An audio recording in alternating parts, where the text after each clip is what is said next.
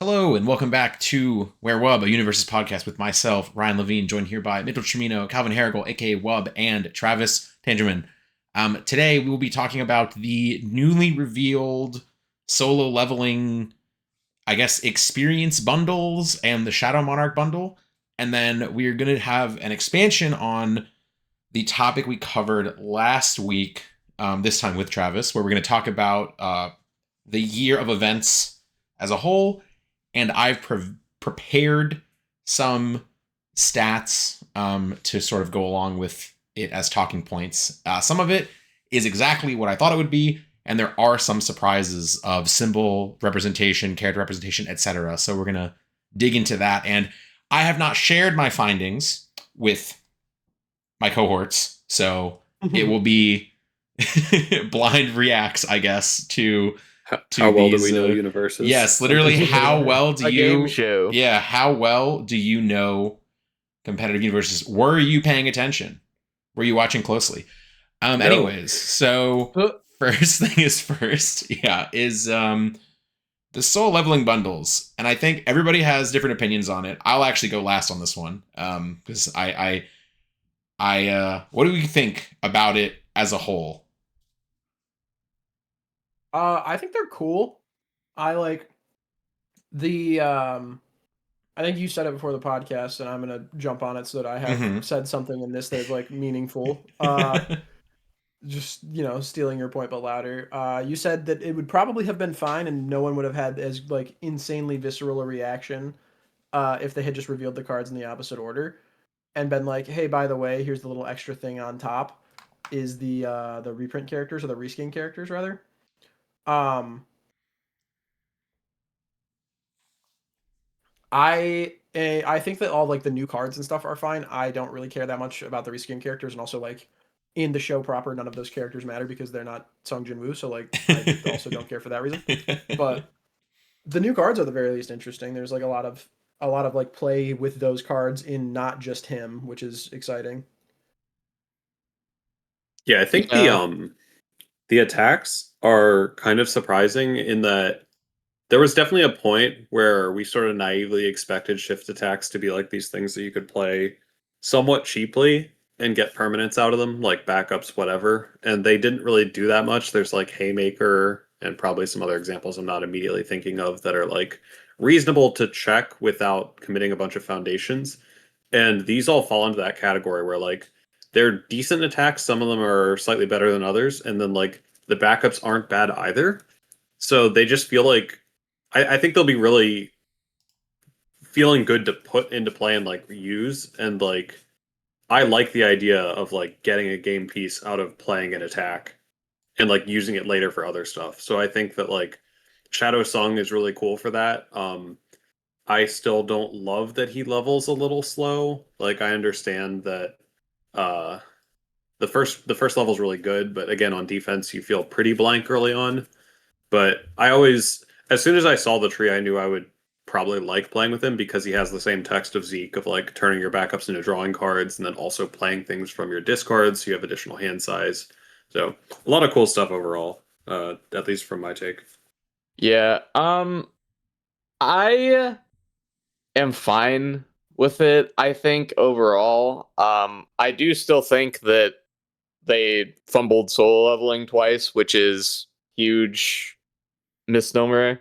But like, I don't know. I think the cards are fine. They probably won't do that much. I'm looking forward to playing the knight and then the bear throw that just turns into the Titan backup, but doesn't like sack itself, basically. Yeah. Like those cards are cool. Otherwise, there's not like too much. I wish they would have updated Sung Jin Woo to be a little bit faster when he was leveling, but is what it is, I guess. Yeah, he kind of feels like you know how like I don't know if you guys have played many games with Armin 2, but going second with Armin 2 is like a different experience because you just aren't allowed to use him um, until you have foundations in place. So your character feels blank for a turn cycle. And this guy will feel that way because he unlocks his form, but that doesn't matter because it's now your opponent's first attacking turn. Yeah. So it's not a great feeling for going second. I at For least like that he has fewer levels. Like they kind of condensed his, they condensed his abilities. It's not like how many levels does Sung Jin Woo does the assassin tree have? Like 6 or Just something? like 8 or something. Yeah, It's a lot. it's some insane number. This one's like 4, right? Yeah, this So one is you at least get to his maximum power, whatever, in fewer turns, which is okay. It's super 6 on the relevant. first one, but it's still too many. Yeah. yeah. The only yeah. person who has ever reached level 6 on Sung Jin Woo in a tournament is Ryan's opponent. Yeah, when I was not True. in the room. Yeah. When I was not in the state of Kentucky any longer. Correct. That's when Sung Jin Woo's at his most powerful. Exactly. You got leveled on. Yeah. Okay. Yeah, I mean, I guess sort of Really, like truly solo leveling. Your opponent is not there. Yeah. All right. So what you kind of mentioned earlier, Mitch, that I guess you mentioned, I mentioned. I think Yeah, my original point. the reaction has been very negative. And I truly think that's because of how it was revealed. And like I not only just that they revealed like the reskins before they revealed the unique cards. Do you remember, if you to take us back even further, like a day or two before, there was like that really vague post that was just like a vague solo leveling like art asset on the social media pages, and it was like announcement Logo. coming soon. And literally solo leveling has been announced, and everyone was like, "Oh, okay, we're getting." But like Union Arena has solo leveling for a set soon. Like, what's happening? And then the big announcement was Levi 2, but without keywords. Like, and I think that was a pretty bad fumble. I think in terms of how that was presented and marketed, and had it just been the article of all of the new Sung Jin Woo cards, and they're just like, okay, here is the Shadow Monarch tree, here are the Shadow Monarch support cards, this is the our second attempt at expanding solo leveling, and then a literal footnote at the bottom, also these playmats and cards, instead of the huge announcement feeling like it amounted to not much of anything, right?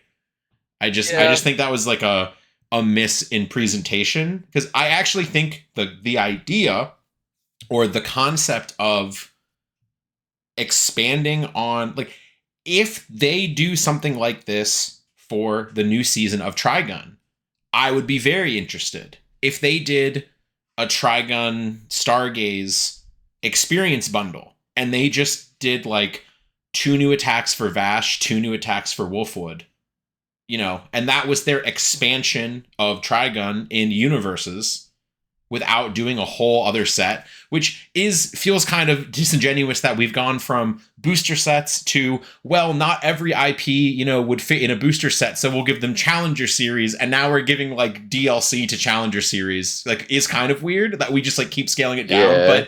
But if that's what it has to be, I think something like that for specifically Trigun Stargaze could work very well. If they did this type of thing and we're like, here's 6 more cards for Trigun because there's a new season, and we're not going to do a whole Challenger Series, we're not going to do a whole set, but here you go.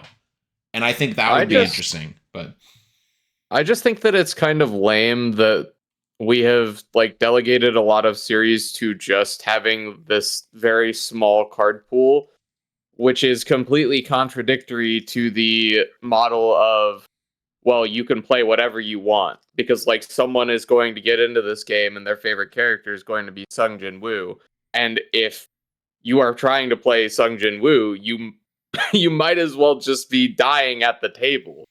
Like, so this already happened to me. I've already experienced this. I have got one of my friends to play Universes, who plays card games, but hasn't played this game. He went to, I think, an AOT, one of the AOT set pre-releases, and he played and he liked it, whatever. And then the solo leveling deck came out, and he started playing it, and he's like, this is a lot of mechanics. Like, like they're really going all in on this solo leveling stuff. Like, I'm like, well, not really. It's kind of just that deck. And he's like, but this guy needs XP cards. Like, he has his own keyword. Like this is a lot. And I'm like, yeah, and that's Yeah. and that's it. And he's That's the like, conversation. and he's like, And and then little did we know, 9 months later, we were getting a couple more XP cards, and that was his biggest complaint. Of it was a very unique position of someone who's played a lot of card games, but not someone who's played universes. It was like, why would I buy this deck, and why would I play this deck that's keyword locked to a mechanic that isn't getting more support?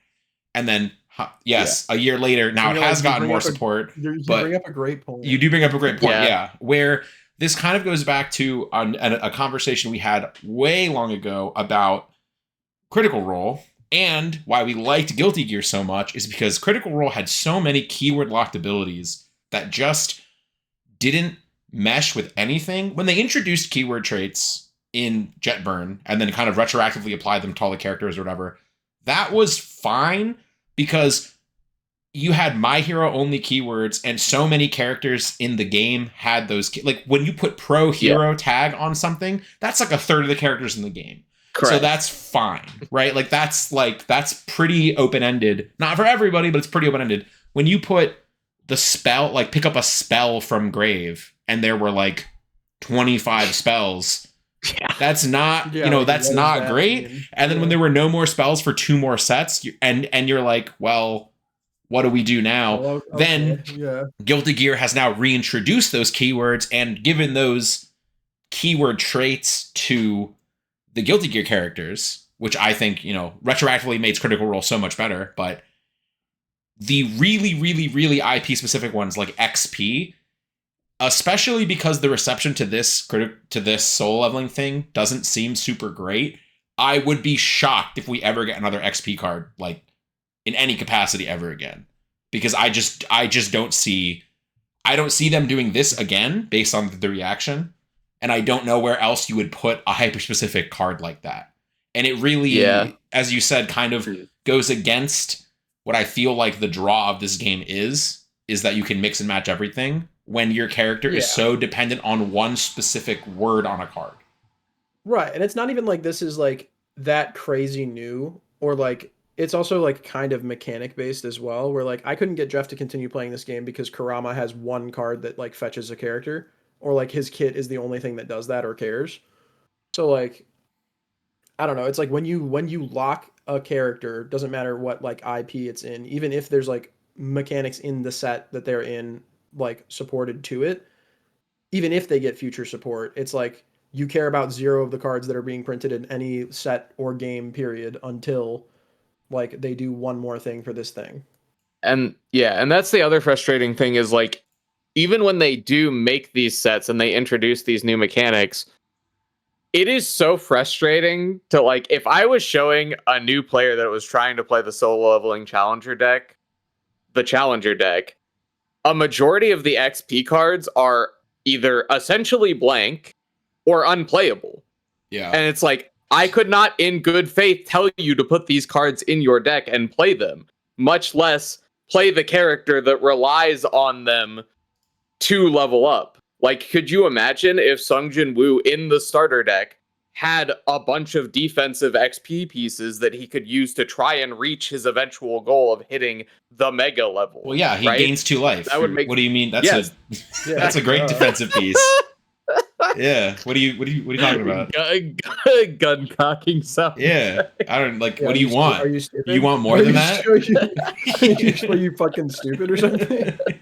I mean, I will say that I do like that the new cards all have XP on the attacks and on the flip side backups, so you can send the backups as well. So it's like the other nice part about this is it is still a precon, so you can add your precon with another, and you get the playset just by buying it. So like, I think you probably have a pretty reasonable Shadow Monarch deck. Like, I'm not gonna claim it's like the best thing ever, but like it probably functions. And sure, it doesn't feel good to cut most of these cards from the first deck, but like I think you can build something pretty reasonable between these two, and then like with some, some commons and life support foundations or whatever symbol you pick. I agree, which is cool. So I do like that. That is where we need these decks to be. We don't need them to be meta-defining threats like the Godzilla decks. We'll get to it. Oh, we'll get to it. I got my spreadsheet right here. We'll We get to just it. need them to be We'll get to it. decks Travis, I that new feel- players can take and play games and expect to do reasonably. Not Travis, expect to do well at a regional, but expect to feel do like reasonably. I feel like you said the wrong word there. You said were. Like the Godzilla decks were. Yeah, no, you're right. You're They right. They are. still are. I believe you misspoke. Yeah, like the Deku deck was. Yes. Yes. Okay. Yeah. No, yeah, no, But you know what? That one walks. Yeah, the Deku deck sucks. Everybody knows that. Correct. Everyone knows that. Yep, yep. Deku Bad is awful. character. Deku is unplayable. Everybody knows that. True. He only Yeah, I just won think, one event this year. Terrible character. True. Yeah. Yeah, dog Unplayable. shit. Yeah. Tuh. Only one event. Yeah, literally. Only. No, I think I do hope they don't learn the wrong lesson from these just based on the negative reception, because like there are cool ideas here, and like when people are not liking the level up mechanic, for example, part of that is just because Sung's pace of leveling up in his early levels don't feel great. Yes. Combined with not great XP cards in the first deck. Like it's like Mhm. a number of things that could be fixed, where I think the mechanic itself and like the idea of a tree is fine. Like I think you can make that work. So I do hope that the right lessons go forward, and like I will be getting the experience bundle. I think the experience bundle is great.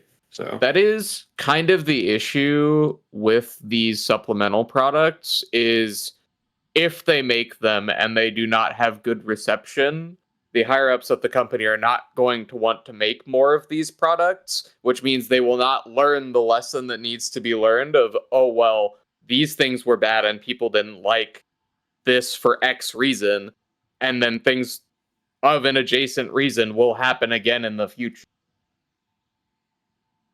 Yeah. right, we don't want to crash out about the mechanically unique thing, right? We can leave that. I mean, be. we can. So Okay. I think it's something also that like. So I have never really voiced my opinion on this in any form that because I don't think my opinion on this really matters or like affects anything. A lot of people have said they don't like mechanically unique promo cards, and I guess my disconnect with that is like, to me, promo cards feel like they're about as accessible as any other card in the game. Like I guess when with some exceptions, and I think it also boils down to how they're handled. Like I think everybody at this point can say the Dorian and Fern promos at Gen Con and then the reward store. No one I still can't even tell you what was going on there. Like I still don't know, even now that they are released and I think they're legal. I actually don't know. Are they? Like, can you play them in a tournament now? Yeah. Okay. Yeah. Okay. Like, Yes. I don't you actually think absolutely can. that was communicated anywhere, actually, like officially. So, which is, whatever. But it's like obviously when something like that happens and you release a mechanically unique promo but don't actually give access to it in a reasonable manner, like when the promo is $75 to purchase one promo character, that is now becoming less accessible than an average card. For something like the Shadow Monarch bundle, where it is it $40 or is it like $35 or something? Like what is It's like $35, $40. It's like $35-$40. So I'm gonna say just on the higher side, I'm gonna say $40. If you pay $40 and you get a playmat and you get, is it a playset of 6 different cards or a playset of 5 different cards and a character? Yeah. Yep. That seems just about as accessible as a regular card to me. Like, am I? It's like a am I couple out- dollars per like No. good So, attack. Like I don't. You are 100% correct, Ryan, and Travis and I can probably speak to this more insofar as we have been playing since launch of the Sure. My Hero Yeah. forward. Mm-hmm. That is a holdover. People's grudge against mechanically unique promos. That's a holdover from when it was oh, you must, in order to get a playset of this mechanically unique tournament pack card that is poorly distributed to locals, that you also probably have to start on your own, and also these provisional hero license exam thingies that are pseudo premier level events, but hosted at local level things that you have to ask your TO if you remember where you put this package from Jasco or whatever. Like, Okay. it's a holdover from that. Like, Yes. Yeah. it was dog shit awful. Like, I used to have a living playset of this game, and in so doing, it was the most annoying shit in the world in like the early days to like maintain or like go to or trade for all of these mechanically unique promo cards that like would sit in a binder or do nothing, but because they were mechanically unique and the only way you could get them was through that or like quote unquote the redemption store eventually, which everyone has had their gripes with in the past. Um, it was just like people were so fatigued with, I don't want to have to do the legwork of trying my hardest to find all of these things and blah blah blah. But like now it's definitely just fine if they're doing one set of mechanically unique promos per like year functionally, or like I don't know. These are for a specific character or archetype. It's not like, hey, because like the last time it was like cards that mattered, like sets. I think like the set 4 promos were like super duper like hard to find, like exactly tournament pack 4 because that one had citywide crisis and like a handful of other like play Oh, we events. played them. Desperate Struggle. Yeah, we played Desperate that. Struggle. Yeah, Yeah. People went crazy for the Toga Foundation. All smiles. Yeah, Yes, I remember. yeah. Yeah, that card is not good, but I do remember people Yes. going crazy for it. It's a holdover from like, I think I have a post in the discussion group from like 3 or 4 years ago where I was like, I can't wait to collect these 44 unique cards to finish my playsets. I'm really excited about it. Smile. I guess but like, it was also like Chivalrous being like a $40 card that was 'cause almost Chivalrous- impossible to pull. Yeah, because it was a box topper promo and it was the short print box topper promo. So you would Yes. have to like actually buy boxes of a bad set, if I recall, because I'm pretty sure that was set 3. And there was like 2? No, 3. You're right. 3. It was 3. Yeah, Yes, it was definitely 3. Yeah. It was 3. Set 2 was also bad, but that was a different story. But yeah, no, it was like I think it really like all of your points are correct. You are not like crazy. You're not like looking around and seeing the faces of the people in the crowd turning on you in disgust. It's mostly just like you said the word or they said the word mechanically unique promo and everyone went, ugh.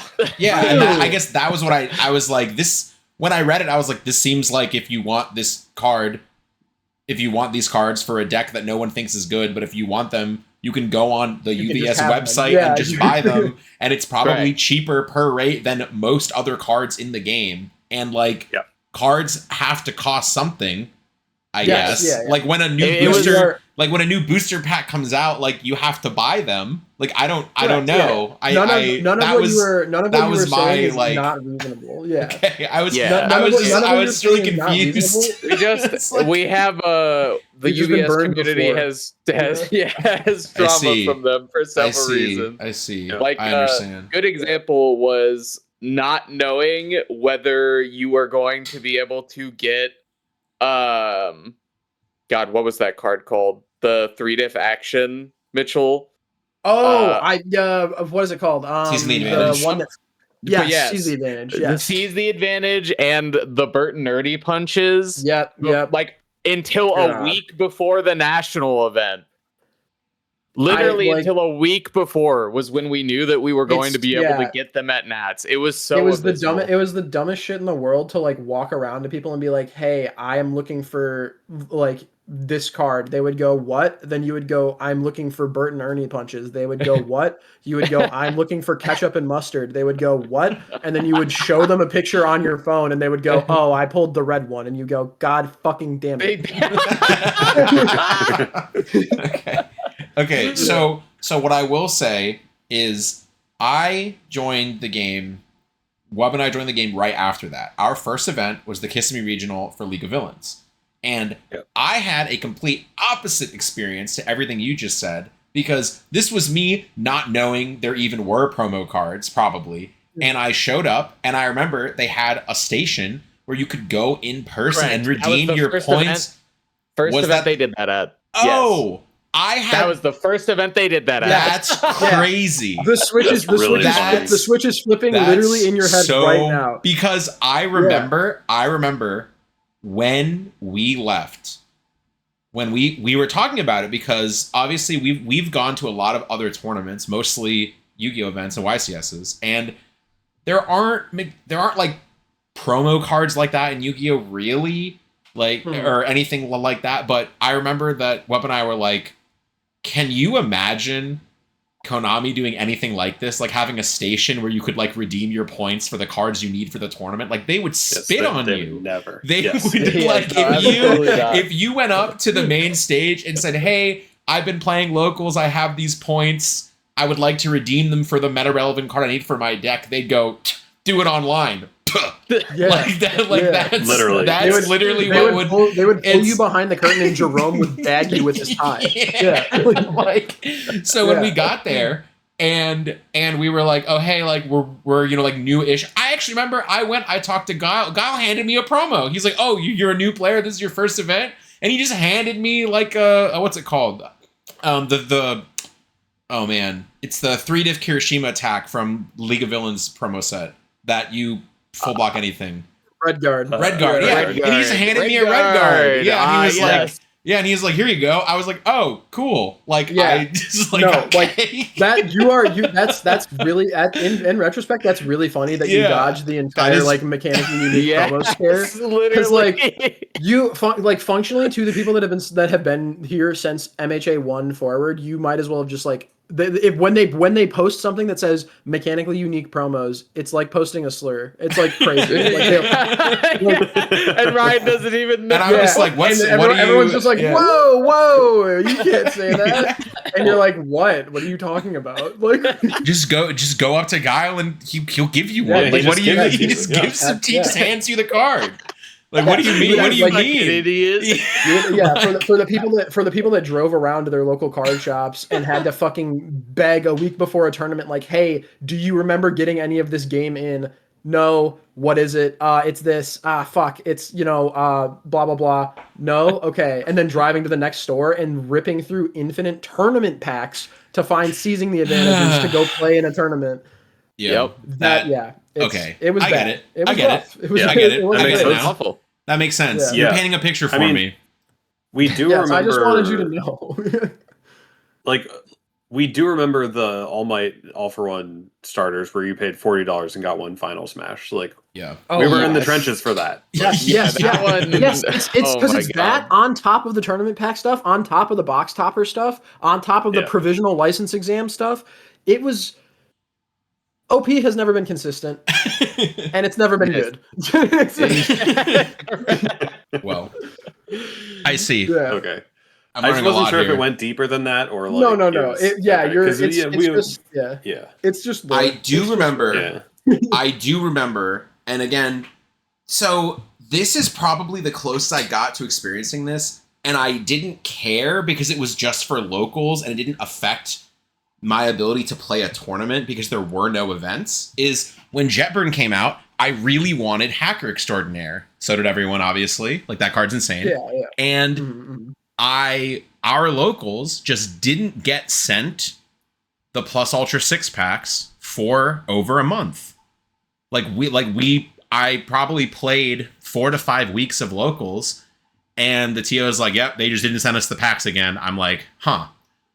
Thankfully, Oh, yeah. Okay. when they eventually Sure. got them in, they gave, like, everyone's like, oh, you entered 5 locals, here are 5 packs. Like, you entered 3 locals, like, here are the 3 packs that you should have gotten or whatever, and it was fine. And then once the box came in, everyone pulled all their cards and everyone traded all the ones they wanted, and it was fine. Everybody got everything they needed. But Yeah. that one, I didn't really like have a visceral reaction to that because, one, it was just a locals. I didn't care if I didn't have one card for my deck. And two, there were no events to play because that was a weird like off season of like Nationals was in October and Worlds was in January or something, and there was nothing in It was between. a lame duck And it on was that, yeah. and it was just online events that I will never play an online tournament ever in my life because of past trauma, as I've explained. So similarly, whenever it's like, oh, what's so bad about a mechanically a unique cards? I have such deep seated trauma of Yu-Gi-Oh online events that I'll never play a webcam tournament ever in my life. If there's ever somebody pretending to be me playing a webcam tournament, it is an imposter. I promise. Or if It is an if imposter. Ryan, know that he is under duress. Yeah. I mean, Yeah. if you were free for the spotlight event in a few weeks, I think you would have played Jiro. Because if you win, you get a Hawks Chrome. Yeah, I actually probably would have, and that's probably a lot less crazy than. But for the super TLTR, the first remote YCS for Yu-Gi-Oh was like 1,300 people, and it was top 32, and I got 33rd. And to make it even worse, I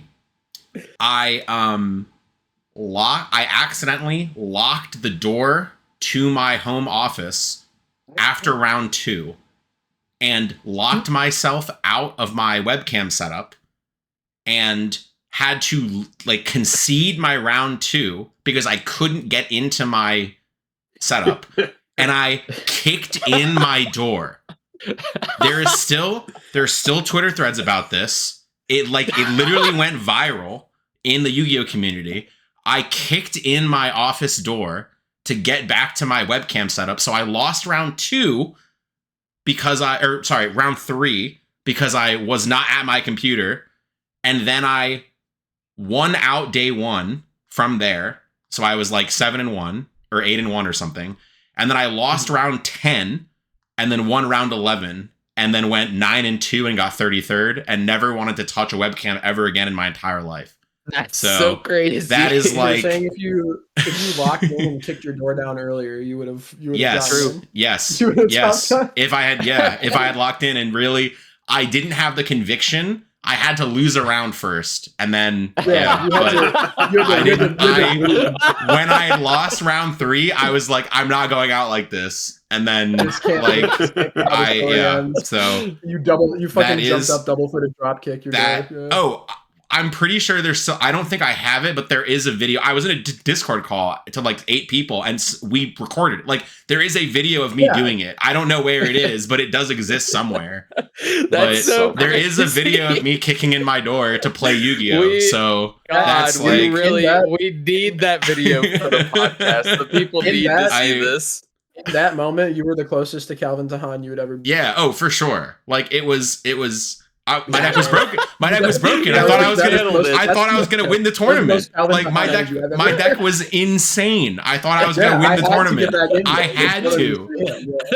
I had to. Okay. Anyways, so that's all right. I think that no choice. Yeah. That is. That was part of the issue as well. Was the shipping stuff? Okay. Was like things taking infinite time because the shipping used to be awful. Yeah. Like actually abysmal. I literally made an order for like 3 cards one time, and it took 2 months to get to my house. I'm still waiting on my what's it called? Award the Victors. I'm still waiting on those. Those are gone. You're not. I know. I'm just saying. I ordered those. I think I made an order on. I made an order on the reward store for Award the Victor, maybe 18 months ago or something like that, and they just didn't send them. Yeah. Have you checked those are your gone. I'm sorry. Yeah. Did you walk over and ask your neighbor? I didn't. I specifically know those are gone because I had an issue. I don't even know what tournament this was. This was probably like the HLC in 2023 where I tried to get Award the Victors and they didn't have them anymore. And I just lost 1,000 points or whatever on my order back then. And Award the Victors have not existed to my knowledge. So that makes sense.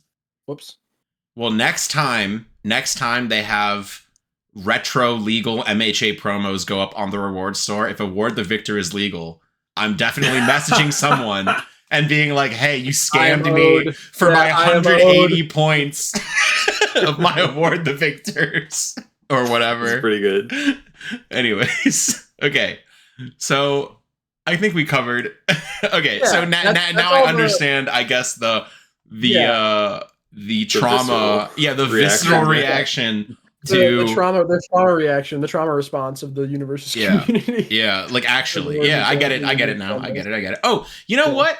I guess also I would be more upset about this. I've been trying to get foil copies of Extra Cheese from the TMNT event packs for like a month, and just our locals didn't get very many. And I went last week, And he's like, yeah, we're out of event packs. They said they're going to send us more, and they sent them to the wrong address or something. And like, we didn't get them. I hope they send us them correctly. If not, I guess we don't have any. So I guess if those were cards I needed for my deck, I'd be upset about it. But You'd be sick, yeah. I mean, I guess I do need it for my deck. If you think about it in sort of a, you do need it. Yeah. You need It's that, necessary. I really Yeah. do. So I bought one foil extra cheese from Rochester, and it has a print line directly bisecting the turtle's face. And I went, I guess that's what I deserve. Like, that's exactly it's how like we drew it up. exactly how we drew it up. Yeah. Oh well. Yeah. So Yeah. okay. Now I was And now to the minigame section. now of our now to the podcast. minigame section. Yeah. How well do you do competitive universes? Okay, so I have spent more time than I'd like to admit, not like compiling the data, but organizing it in a manner that I deemed relevant and like deciding which points of information were actually like relevant. Like I and taking notes on certain things of like little quirks. But I guess I have a list here in front of me. I've not shared with any of you of every character that has made top cut of an event this season. So from Denver onward, the number of times they've appeared in Top Cut, and as well as the number of times every character has made an appearance, and I'm going to say like the next like tier of placing. So if the event's Top Cut was to top 8, I went to top 16. If the event's Top Cut was to top 16, I went to top 32. I didn't go beyond top 32 for any of this information. With the exception of one thing later that I'll get to, where I did check every single deck of every single tournament for a very special one that we'll get to at the end. But or maybe a little, secret tool. Yeah. So, I guess the first thing I want to go over, and I want to see if you guys, what you guys think. Who do you think the most represented deck the most represented character in Top Cut was of 2025 so far? Your answer is Godzilla. Wub? Godzilla would be my first. My I think it's Godzilla. Yeah. Travis? Devil Jin. Devil Jin. All right. So the answer is Godzilla. There were 10 Godzillas in Top Cut since Denver. Let's see. And then Devil Jin actually only has 4 Top Cut appearances. I would think Nick is close this year. So Nick is second place. Nick is 8 Top Cut appearances. And that Nick was my second guess. And Nick actually hasn't been entered in a tournament since he was errata. Nick has not entered. The Nick Reagan character card has not been entered by anyone at a regional since the errata happened. So he's not special. He basically And that's not true. Justin played you. Yeah. That's true. That's my goat. And another fun one. Nick Reagan has the highest top cut conversion percentage of any character this year. There were 18 total players that entered Nick Reagan, and 8 of them made top cut over the course of the 4 events that I'm obviously he's still legal, but the 4 events of him pre-errata, he was 3 spots in Denver, 3 spots in Louisville, and then 1 spot each at the EU and OCE events. So wow, 18 that character was fair. 18 players played Nick Reagan, and 8 of them made top cut of their events. So highest top cut conversion percentage of any character this year. Actually, okay, asterisk, I only counted characters that had more than 10 entrants. Like if a character literally had 1 person enter with it, like I think one of the ones was like Overhaul, had like literally JJ might have been the only person to enter with Overhaul this year. So I was like, that doesn't count as a one, like that's not really indicative. Like I think my cutoff was more than 10 entrants. So 11 entrants and higher is what I deemed to be like somewhat significant, I guess, because if Yeah. a character had 3 people play it, that's whatever. Like that's not Yeah, that doesn't help. Okay. Yeah. Yeah.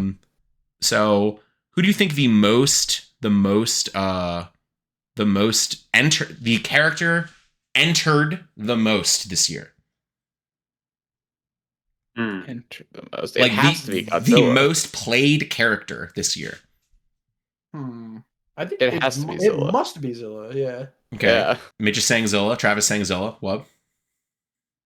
I'm trying to think if there's someone I'm forgetting, but it probably is Godzilla. It is Godzilla I'm by just a gonna say- wide margin. It is Oh, Godzilla wow. by 74 Godzillas entered. Okay, I guess before we get too far into this, I am about 98% sure all of my numbers are accurate. I could be off by an incredibly small margin of error, but I think I think these are right. I guess I'll say I think these are right. But apparently, when I was we'll get to it later when I was talking about inspiring song. Apparently, I miscounted inspiring song by 1 or 2, and I went back and double checked, and I think I did it right, but whatever. Yeah. So the most represented character in regionals this year was Godzilla. There were 74 entrants, and the second most represented character was Rodan with 46. So that is, and then would you like to? Let's just throw out guesses Godzilla for good? rounding out the Yeah, top yeah. 5. Top Any five? guesses for Third. rounding out the top 5? Oh man. I feel like Ghidorah had to be third. So many people played that character. Every regional. I mean, I feel Is like it not there was like Nick Reagan? one in Atlanta though, like that. He was definitely less represented recently. okay, yeah, what's but, the like, exact, what's the there were, exact like, criteria 6 again? You said registered in in top Denver. five? Registered in the tournament. The most, so Oh, Godzilla I is the mean- most registered character of the Yeah, tournament. Period. Rodan is second most registered character. Mhm. And then I'm saying any guesses for rounding out the top 5. And Travis says King Nick Ghidorah. Reagan for sure. Nick Reagan for sure is in there. Nick Reagan was not legal Yeah. for half the tournaments. He wasn't entered for. Yeah, Nick Yeah, Reagan I think has that the 0 number- people enter. I already said Nick Reagan had 0 people enter him for the last 5 events. So I'm gonna let you change your answer. Yeah, fine. I'm like, because in my head, I'm like, there's so many people that played Nick at the first 2, though. So, like, maybe. I don't even think there were that many. Like It feels like it. Albuquerque had a lot of Nicks, but that was the most. I want to say Pony. Yeah, that's probably a good that's actually choice. a really good one.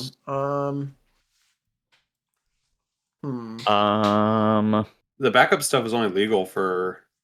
It wasn't legal for the first like couple regionals, so I'm not sure about that. It's kind of tough to. I feel like Hanj 2 is somewhere in there. I just think she wasn't Hanj played a 2? ton later in the year. I Yeah.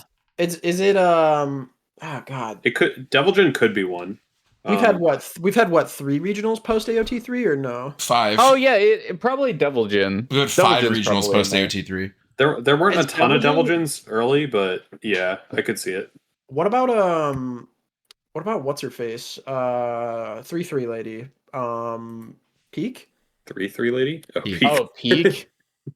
There's I no. don't- Were any registered at Atlanta? I don't think. I feel like One. a lot of people. Yeah, I feel like One. a lot of people registered that character for like 3 to 4 events straight, and then has like slowly been dying off since. Like I'm pretty sure the last 2 events there maybe have been like 10 peaks total. But the first couple all right. feels like a So lot. Devilgen is third, which is a steep drop off from Rodan. So Rodan was Okay. 46. Nice. So it was 7. So Godzilla was 74. Rodan 46. Devilgen 29. And that was because he was extremely popular in the first couple events as he was the de facto Nick Reagan answer, right? And then he kind of fell off, but still saw some fringe play. Like he topped the Albuquerque, right? Like even after his errata, he Yes. still topped Albuquerque. Yes. And then he kind of fell off. And then with the equipment heist stuff, there was a resurgence, and there was a huge Devilgen showing at Atlanta. And Atlanta was a like 8 or larger 10 or event. something. yeah, than most of the more recent ones. So Deviljin with 29, so 74 for Godzilla, 46 with Rodan, and then 29 for Deviljin. And then the next couple of characters are all extremely, extremely close. So I'm going to give you credit for all the ones that you said because they're within literally 2. It's like Deviljin's 29, Deku 6 is 28, Ghidorah is 27, Pony is 26. Like all of these are just neck and neck. And then Hanj 1 is 25 and Peak was 20. And then from then it's just to round out all the ones that I have notes of here are just Nick Reagan with 18, Byakko 18, Porco 15, AOT 3 Zeke Horchief 13, Reiner 2 13, Reiner 1 11. And then there were a couple characters like that is where I stopped taking notes. I think the next most represented characters were like Tarian and Hawks had like between 8 and 10. And then there was one more character who I don't remember who had like, some amount. And then all the rest of them, I didn't check the entrance numbers for characters that had never topped or only one had appeared in Top Cut. So like I didn't check like how many people entered with Raphael because I just don't think it could possibly be, I just didn't think it could possibly be high enough, right? So yeah. So as far as the Top Cut representation goes, I guess let's look at the Top Cut numbers, not just the entrance numbers, right? So the most represented deck in Top Cut this year was Godzilla. And actually, if you look at, because he was the most played character by a wide margin, he is a pretty bad Top Cut conversion percentage. However, when you widen the lens just a little bit and you just go down to top 16, top 32, whatever, he is a, middle of the pack, actually slightly above average conversion. Like a lot of Godzilla's bubbled, I guess I'll say.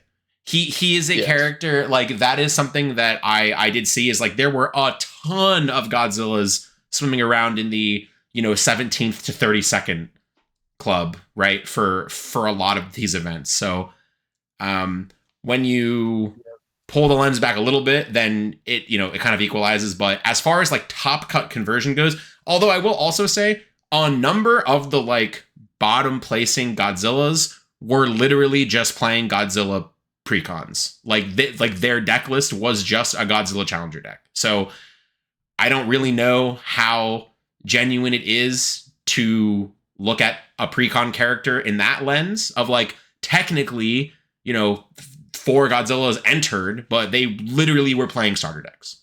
So I don't know what we want to talk about that, but that is, it doesn't change the math a huge bit, but it is somewhat significant. It is relevant. Yeah. Nick Reagan was second most represented deck in Top Cut. And as I said, highest Top Cut conversion of any character this year and second most represented, which is crazy. Like that's a crazy combination of only 18 people registered Nick Reagan and 8 of them made Top Cut. which is insane.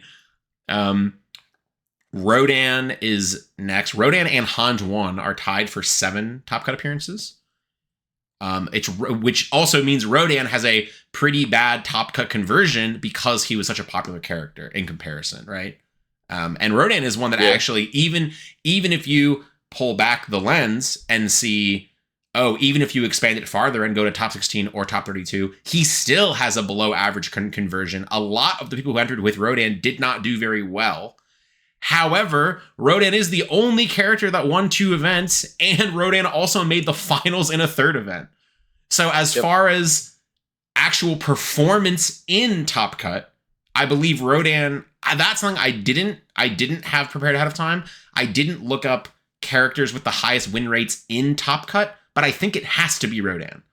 Because Rodan won 2 events and made the finals of a 3rd. So Rodan, I believe, has the highest win rate in Top Cut, which is interesting to see. It has a very, very, very low Top Cut conversion rate, but has a very high win rate in Top Cut. Like this is a character that I think is also a much higher skill ceiling character than than Godzilla or some of the other ones. So most people that play it don't, I guess, don't know what to do. But once you prove yourself that you make it to Top Cut, then it is still an incredibly strong character, which I don't think anybody disagrees. I think everybody agrees that Rodan is strong, right? Like that's not. Yes. I don't think that's a hot That's not take. new. I don't think it's a That's not hot new take. information. Yeah. I So believe you. some of the other like interesting. Let's look at some of the more interesting ones that I have here. So highest top cut conversions. I said Nick Reagan already. Zeke. Only 13 total entrants for Zeke. As he is a newer character, he's an AOT3 character, so he's been, he was not available in the first half of the year, but 13 entrants and 5 of them topped. 7 of them made top 16 / top 32, whatever. The expanded. I guess I'll call it like the expanded like top cut, and won an event. So Zeke had a very good performance in top cut. Hanj 1 is next with 25 total entrants and 7 made top cut, and 15 of the 25 made it to top 16, top 2, whatever. So Hanj actually has the best conversion rate, not to top cut, but to one level beyond that. Like Hanj had the best conversion rate to get you in a position to top. I guess that's what I'll call it, because most of, like, there are some exceptions, like some people were already X2 or X3 and then won their last round and then got like 22nd, but a good chunk of the people who are 17th through 32nd lost their bubble match, so they were one win away from top cut. Pony is in a sort of similar boat to I guess like Rodan, of like 26 total entrants for Pony, and then 6 make top cut. It has a pretty low like top cut conversion rate, I guess. But there are not. Pony is a character that has, I think, the smallest difference between top cut and bubbling, other than some of the characters that have like some characters are like, no Porcos have bubbled. The only 3 Porcos that have not gone X5 are in top cut. But Pony has only a couple people that have bubbled, and most of it has been most of the people who play Pony, I guess, to any level of competence, have done pretty well. So here's probably the most fun. Who do you think the worst top cut conversion percentage of any character? Or not of any character, but of of characters, of the criteria I've laid out, of a character has topped at least an event and has at least had 11 people enter with it, at least has double-digit entrants. Which character do you think has the worst top cut prior conversion? To the last major, I would have said Hanji 2, because randomly a bunch of them would enter a tournament and none of them would top until 5 of them topped. You mean Hanj 1? Or Hanj 1 rather. Yeah. Or yeah, Hanj 2 is 4 eyes, right? That's the yes. Thing. Okay. I think Reiner 2. I think Reiner 2 has 1 top cut. It's got to be Reiner 1, right? We were talking about how that guy had like 11 people or whatever, and just like he never. Yeah, Reiner 2 is anything. 13, so Reiner 2 is 1 and 13. You know what? I'll pull a random one. What about Byaku? Okay. Oh yeah, that's also true. Byaku is closest. Byaku has two placements in top cut out of 18 total entrants, giving him an 11% top cut conversion. So if you enter a tournament with Byaku, 11% of the time you made top cut. This is one of the ones that I thought was the most shocking. Like, this is the one that not in a million years would I have guessed this.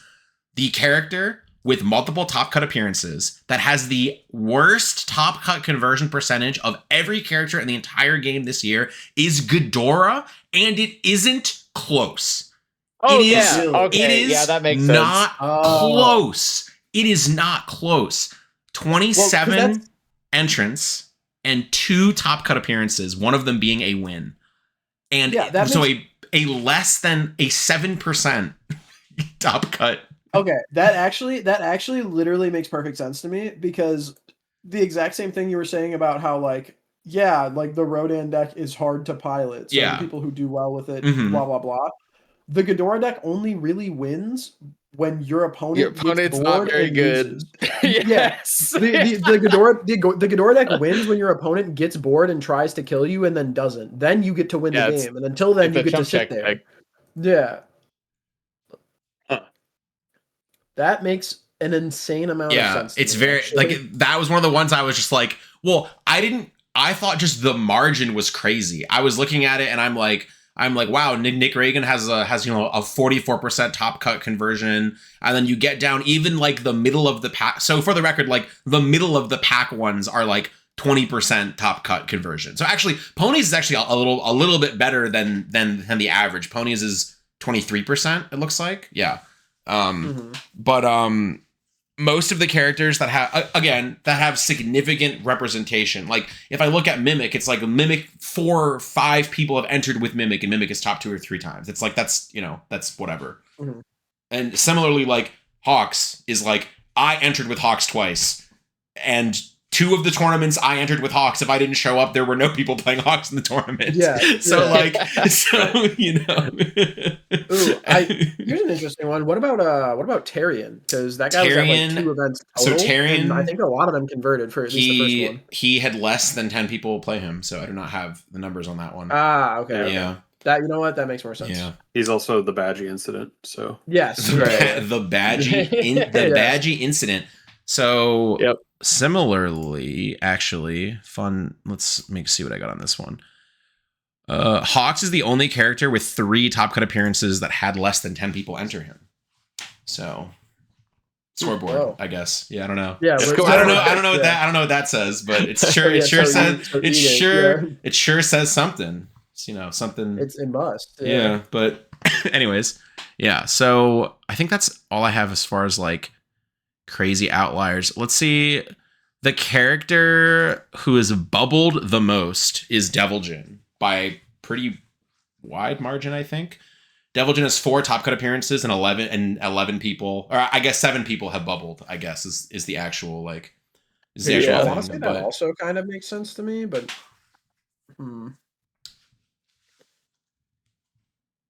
I mean, it's impressive that he got a top cut right after the errata in the middle of all the Nick Reagan stuff. For sure. Yeah, I agree.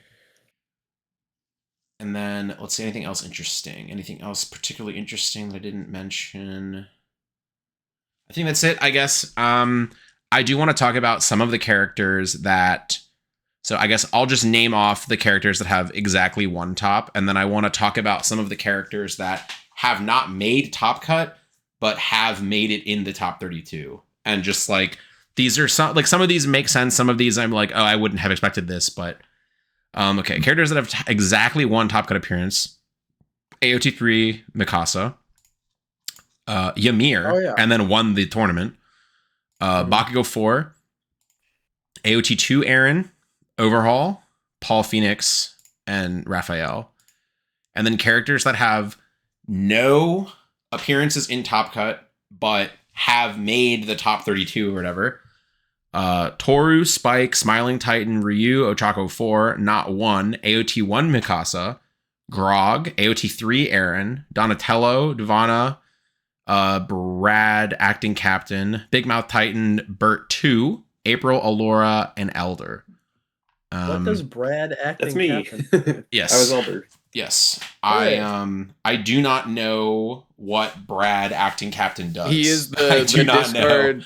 He's not the know. He's discard the 1, draw 1. Botan's coaching on every attack, and if you used both it players twice or commit more, 1. both players commit 1, I think. Yeah. Yep. Oh, And then whenever you commit something, this attack gets +1 or -1 damage, I think. Yes. Yep. What event did this character make a top cut at? It did no, they did not top. They this is they 32. they bubbled. It top 32. Yeah, or a top Yeah. 6 or okay. or a top 16 or something. Yes. Yeah. Yeah. Yes. I think was unfamiliar with I think your it was game, top Mr. 16. Boimler. Yeah. Yeah. Yeah. I think none of these characters like really shock me. I mean, like again, like this isn't like this is probably the fringe of the characters that I think like exist, if that makes sense, in like a competitive sense. Like Sure. if my opponent flips over Grog, I think it is theoretically possible they could beat me.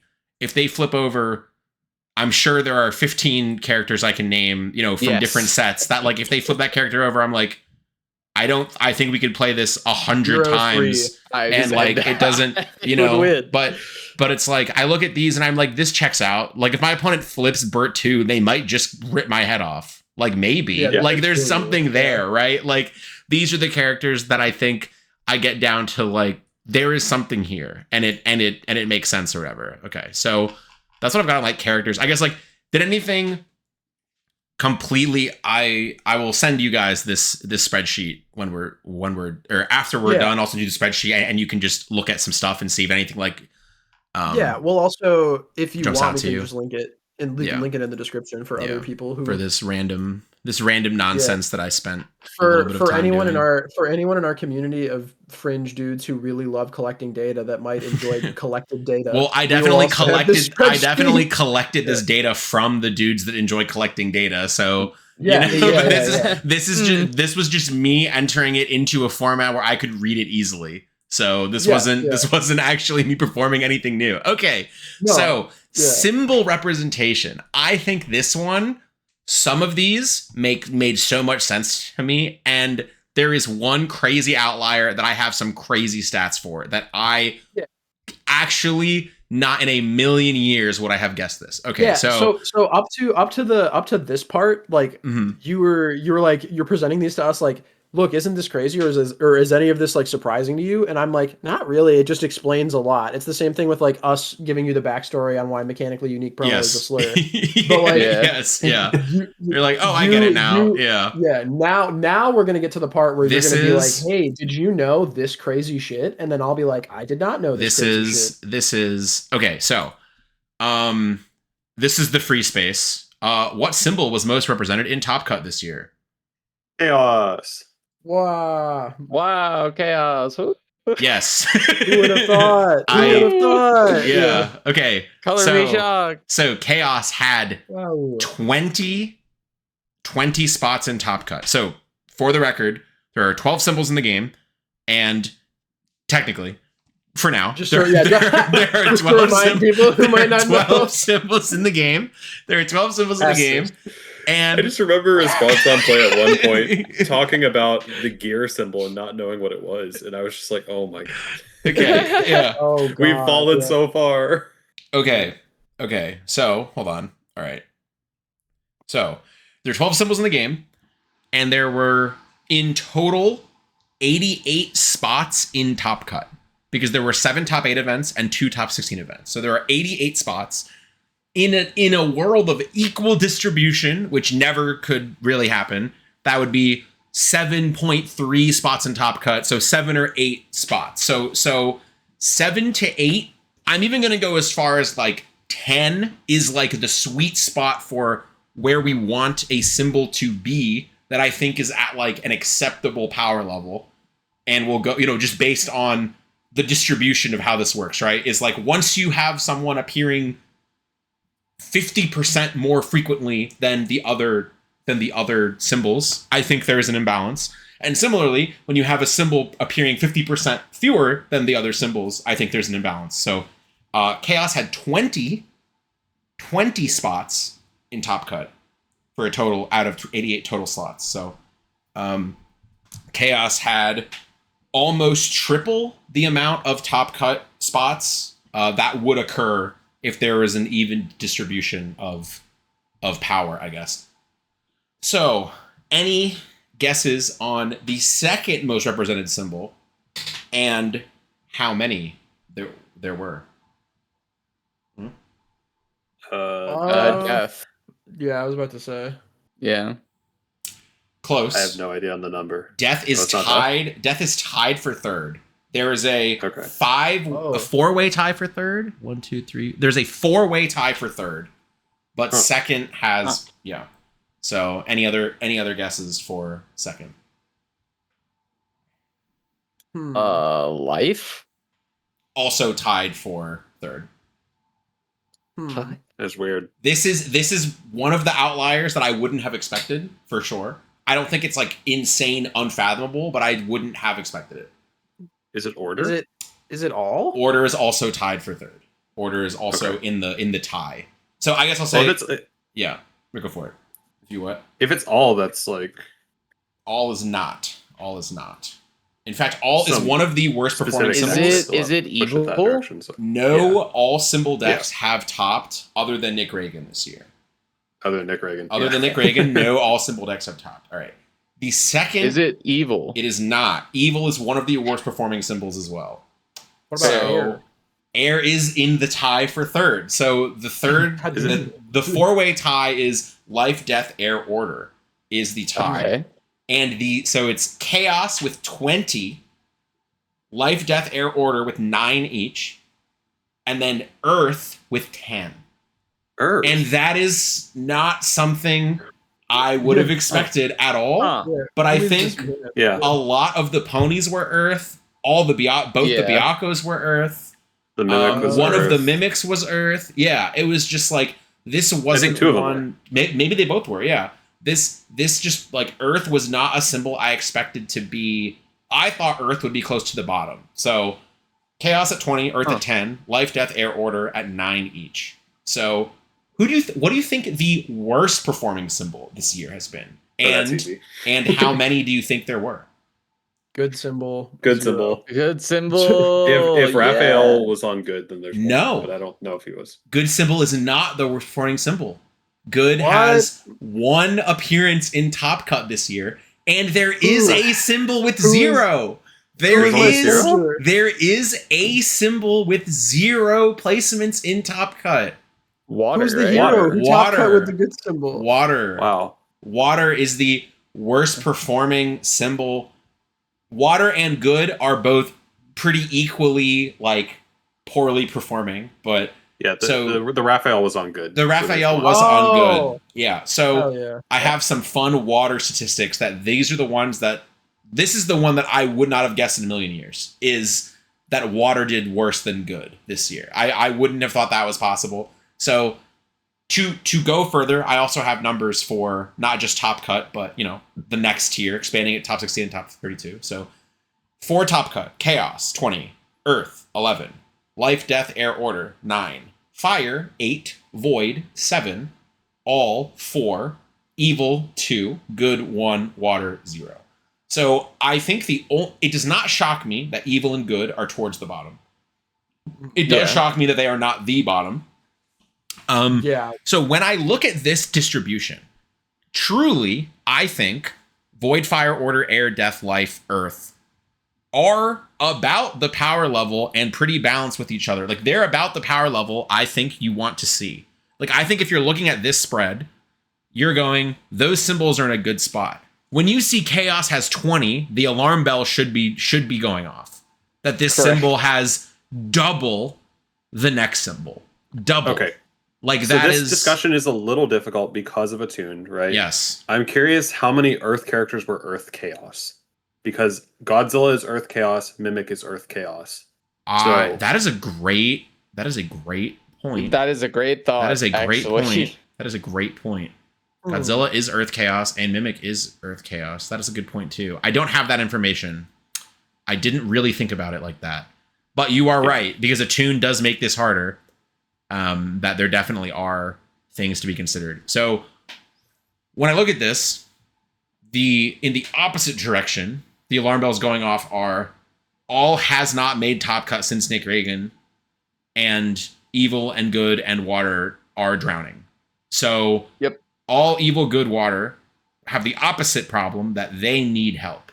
And Evil and Good, I think it kind of is just because there are not many characters on those symbols. Right? Like there have been so few characters on those symbols for the last year or longer. Right. That it's just like the numbers game of like, I think both of the evils that topped might be Ghidorah. Like I'm pretty sure. Yes. I'm pretty sure it's just Ghidorah. Like I think. So to expand it further and go to, 39 Chaos. So if we go now, there are 176 slots now because we're going 1 tier down, so 88 times 2. 39 Chaos, let me actually reorder this to be, yeah. And then life was second as far as like the bubble is concerned. Then death, then earth, then air, then void, then order. Order had the largest drop off as far as popularity on the bubble versus in Top Cut. Like there were nine order decks in Top Cut, 15 when you expand it, to the point that Void actually overtakes it. Void had 16 decks in the bubble range, and then Fire went from 8 to 14. Evil has quite a few decks that bubbled. I imagine the Ghidorahs as well, but there were 7 Evil decks that just barely didn't make it. And then Water, when I was going through this, I actually thought Water did not have a single deck even make the top 16 or 32, but there were 2. There were 2 Were they both Jamie? Water decks. One of them was Jamie, I believe. Okay. So there were 2 Water decks total that went better than X4 this entire year. That's insane. Yes. That's And so to the absurd. point that I say there were also two good decks in the same vein. So I went through every event and looked at how many decks in every tournament were on Water main symbol. And I have some. This is the craziest one ever. And maybe this one was mind-blowing how insane this is. So Atlanta, 130 entrants it's sort of this alphabetically, not chronologically, which doesn't make sense. I'll actually do it chronologically. Hold on. Okay. Denver, there were 83 entrants, and there was 1 Water deck in the tournament. Chelmsford, 59 entrants, 1 Water deck in the tournament. So Albuquerque, 86 entrants, 1 Water deck. And the highest placing Water deck of the entire year. And I must give a shout out. Dayton played Ochako 4.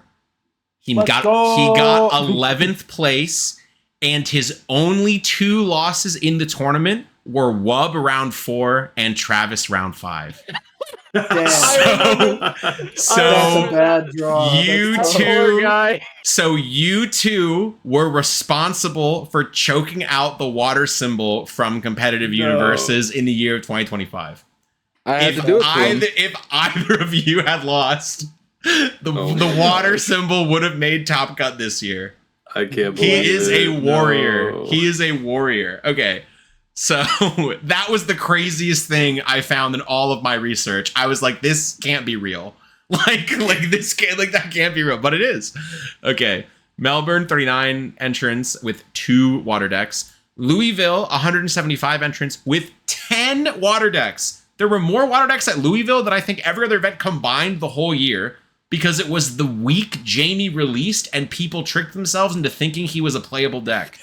Literally true. And then Jamie was the second most represented deck in the tournament, and over half of them played Water. And I don't think any of them, well, none of them topped, and I think only like 2 of them made it to even top 32. It was like maybe 3. It was rough. So this one, I have a note of just SF6 Jamie release event of just like, it was more Water decks this event than all other events put together, I think, just for that. A lot of people sure ran Jamie it has down. hit the format. Jamie has hit the format. Yes. Jamie was he did unleashed upon the format. He did the classic B-boy thing where he put his arms in front of him and then behind him really quick to the beat, and then he went to slide on his head and broke his neck. He said, Okay. check this shit out. All right. So Alicante had 0 Water gamers. 0 Water decks entered in the tournament. None. 0 people They even hate entered that. with Water. Canberra had 3. Yeah. Toronto What about- had 2. And in my research, it was a Waterzilla deck, and I clicked on it.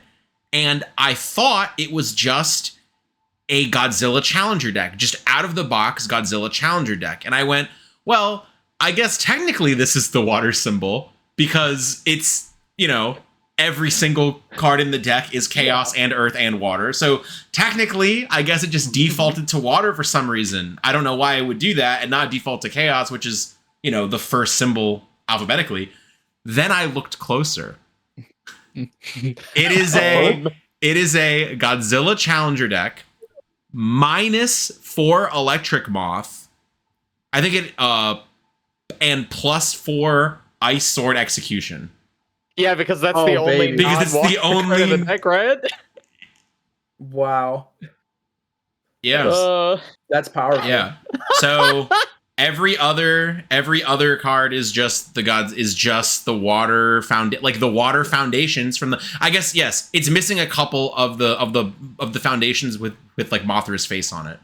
Correct, so and then it's just every single foundation is just the Godzilla foundations that have the water symbol.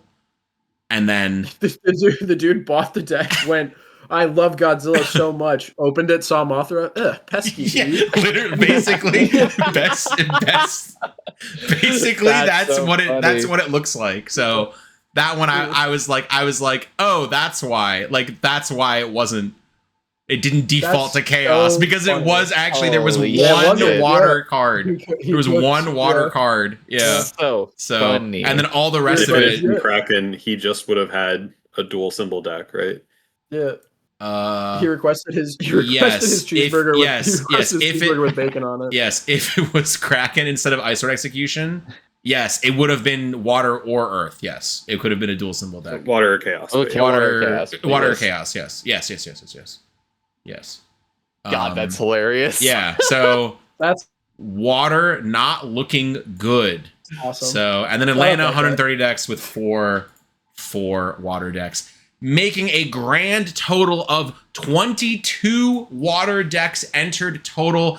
Alas, I really, really, really wanted Chaos to have more top cut appearances than water existed, but Jamie ruined that plan.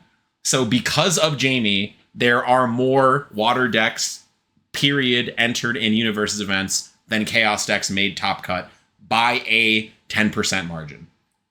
So Hey, Yeah. maybe there Yeah. is a failing somewhere. yeah. So- So that is my those Yeah, are my I was gonna findings. say. That was actually sick. That's really good to hear about. I like that a lot. So I think Chaos is pretty crazy, and obviously I don't think saying evil or good need help is a hot take. I don't think I've heard anybody talk about how unplayable water is right now. And water has some good attune cards for when you have a water attune symbol, but there's just no reason to play any of these characters on water main symbol, really. So Yeah. And Ryan, to your point, that brings us to we're announcing the new IP. We're going to fix everything. We're going to Pirates of the Caribbean so that we can have good, evil, and water characters. They find That a way would- to cut the evil and good that would symbol fix somehow. that would fix everything. That would fix everything. I'm losing my Yeah. mind. Yeah. They're just chaotic. You don't get it, man. Yeah. They're just Yes, chaotic. no, you don't Death and understand. chaos. They just have death, chaos, water. 'cause Yes. they're all Oh my freaking God. dead. Yeah. Yeah. Yes. Can you really call the English good? Okay. All right. Well, that could be the end. that'll I do it. guess. So thank you all for listening. I hope this was entertaining and enlightening as we went through the highs and lows of just life itself, really. And And join us on the high seas next set when on Stranger Tides. We can't do that. Fab already did that. We can't do that.